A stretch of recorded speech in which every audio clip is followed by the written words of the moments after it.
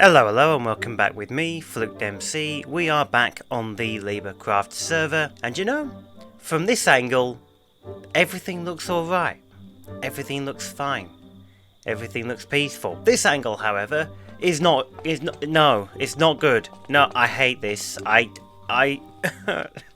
You can see here, I've been trying to add some more vines and leaves to the side of the buildings. This is the stuff I do off screen. I said off screen I was going to add some more detailing, I was going to move the villagers before this episode started. I mined one sign and accidentally mined the block behind it, which was a log, and the whole block of houses, every single log above that line has broken. I salvaged what I could, and I've got it in these shulkers. I reckon maybe about 25% of the resources have actually already despawned. You can't really see much of the mess through the vines, but it's like if I go into one of these houses, you can start to see this. You shouldn't be able to see next door's bedroom from the pub. I shouldn't be able to walk through the neighbours' houses. This, I hate this. So, the start of this episode is not going to be me reflecting on how well moving the villagers has been. It's not going to be me talking about how pretty all the details are. It's not going to be me looking at my island with wonder. It's going to be me literally experiencing the worst possible thing. You know, the second worst possible thing. Because there is one tiny silver lining. And that's that this block of houses is not connected to this block of houses. So there's only really one thing I can do at this stage before I even get on with the villagers, before I get on with anything. I have to tidy this up. I have to rebuild the houses. I have to put the wood back. I have made sure to turn the plugin off. If I mine another log block, it's not going to tear down the houses. Oh, I also have to show you this. So I'm guessing someone saw the talking about the TNT prank because it's now here. Like, who needs crates? We have TNT, right? Who cares if I'm a little insane? What could go wrong? Then it says this could all go away. I have not flicked the lever yet. You know what? It's the day where the base is getting destroyed. I'll flick the lever in a moment. But behind it, it says, if you bring it to me. Bring what to you? Oh, it's just a scary lever. It doesn't do anything.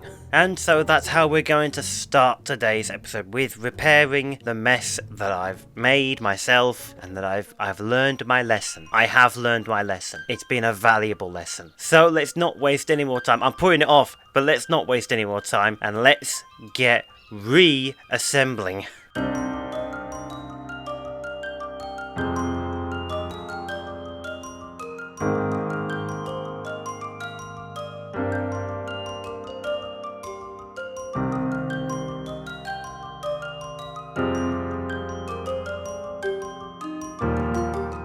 After a couple of hours work, we are back where we started from.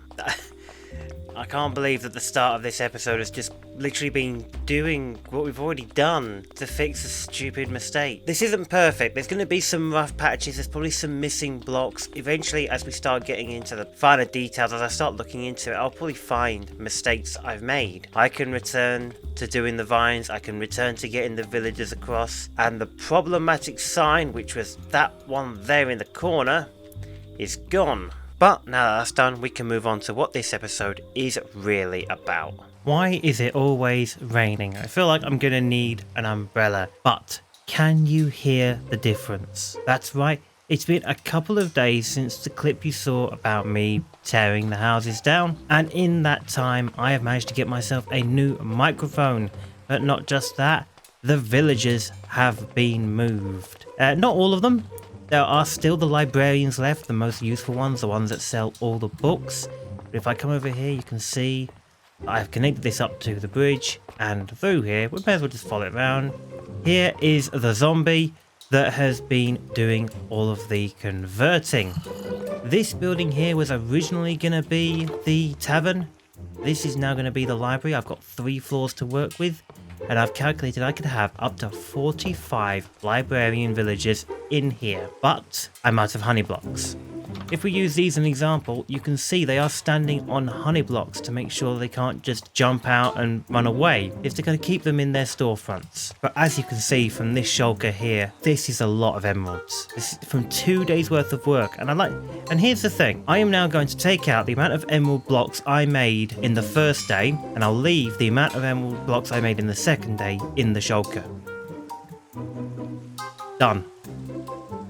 Day 1, day 2. That is a big difference. This island is my over-engineered villager trading hall, and I love it. I have put the sign back.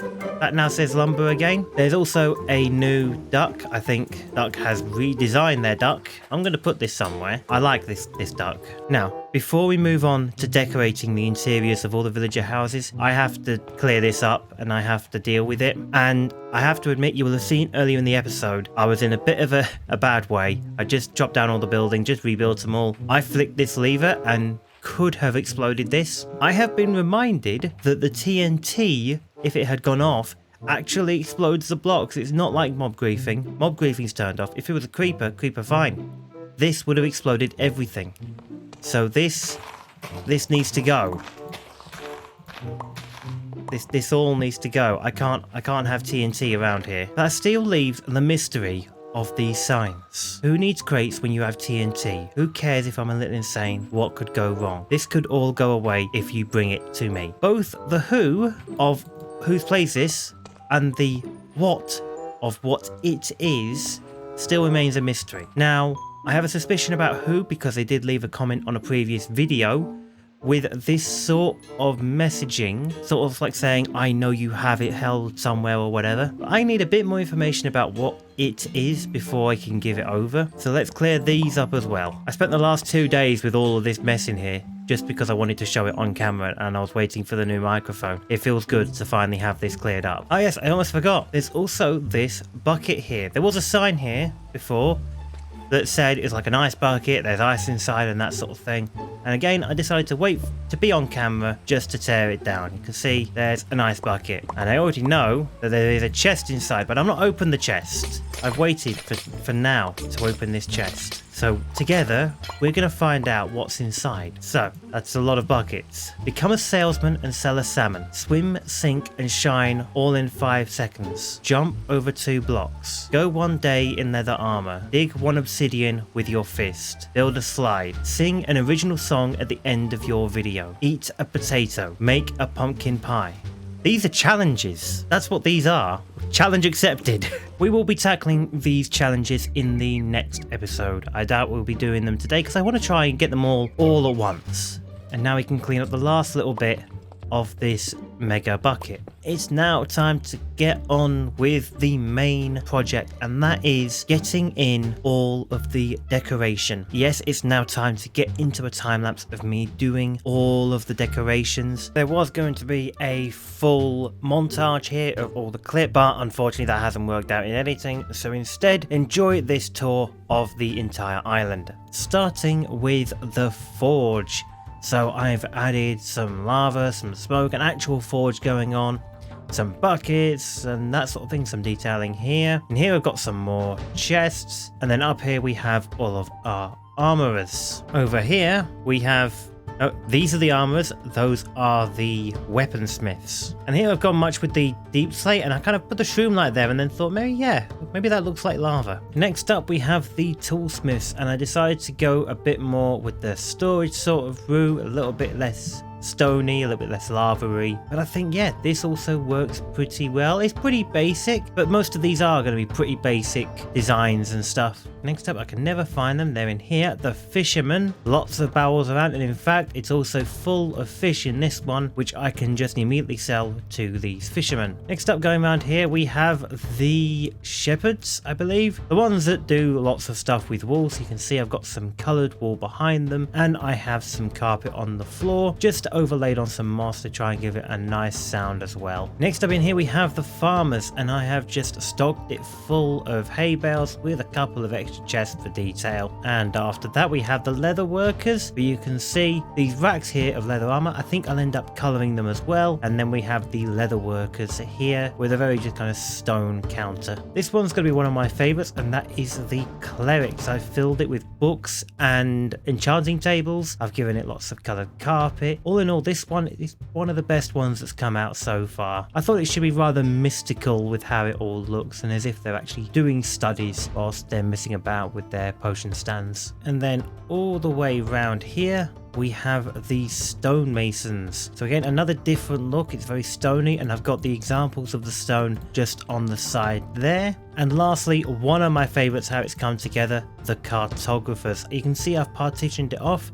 We've got the cartographers here, and then we have the map, which I have expanded slightly to include a little bit more land, just make it a bit larger. That map still looks just as good as ever. And now that you can see the map, you can really see the pollution over here that I've created with the podzol. At one point I should really clean that up and return that little bit of island to the nature. All in all, there's probably still more to do with the detailing. Most of this I was just doing by hand. I hadn't thought about any of this before. What you saw was just unfiltered guessing. Naturally, we still do have the librarians to do, but I will need to do that off screen because that's going to be a lot of work putting the rest of the librarians in. I am still waiting on honey blocks. And now that the interiors are all done, there is in fact one last thing I want to get done today. You see, you may remember in the last episode I had to clean up quite a few crates, and afterwards I was looking at one crate on the wall and I had an idea, and this idea was stuck with me, and it is an idea about how to get revenge on Life is War, LIW, the person who I suspect put the crates there because of this sort of ongoing battle war thing that's been going on between us, the War of the Crates, probably a better name in there somewhere. And I have an idea about how to solve it, and it involves this. This is a crate. This is the head crate, the crate head that we have on the server, and I am going to be using not this particular crate but this design to get my revenge. But I am going to build a mega version of this crate at his base, right in the middle, somewhere that he can't ignore it, and that's why we're looking at it so closely, so I can get ideas about the design. So I'm going to go away and design the mega version of this, and I'll get back to you in just a moment. I have been away and I have designed a mega crate, so let's quickly hop over to Life is War's base and find a good spot to put it down. And here we are at Life is War's base with the partially unfinished death laser going straight through the sky, but now we just have to find the perfect place to put down our mega crate. Preferably I want to put it somewhere that they're going to spot it. It's unmissable, so I should probably go into here, because I think in here's their storage system. Naturally, I have hidden crates at Life is War's base in the past, and you don't have to go far to find one of the ones that I've put down. But we still need to find somewhere to put this one, and I think maybe just straight out the front. This looks like the start of a new terraforming thing, like they're going to bring the entrance to the cave down. So they're working in this area. So I think just right in front of it might be a good thing.